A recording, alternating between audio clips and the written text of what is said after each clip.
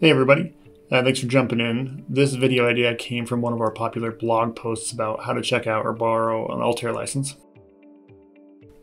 Quick plug up top, the True Insight blog has a lot of helpful Altair walkthroughs and tutorials, so check it out if you guys have any needs.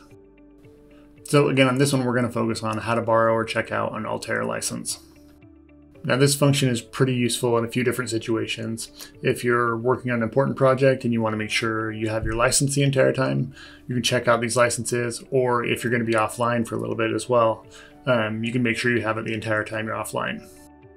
So launch the Altair utility application and then find the borrowing tab. I don't currently have any licenses checked out, but you can see over here, I have the option to check it out for a day, a week, or 2 weeks.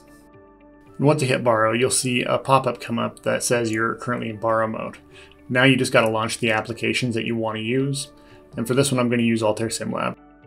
Now once it launches, you're going to see a little alert that says it expires today. That's because I chose 24 hours when I borrowed.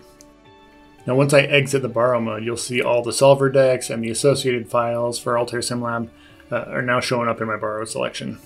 Now I can go through and use SimLab as needed, and after 24 hours it'll automatically end the license borrowing. Or I can pull the utility back up and just return them all by clicking that little button on the side of the borrowing tab. Hopefully this was helpful for you guys. If you need any other tips, go to our blog again, trueinsight.io/blog, or our YouTube channel as well. Thanks.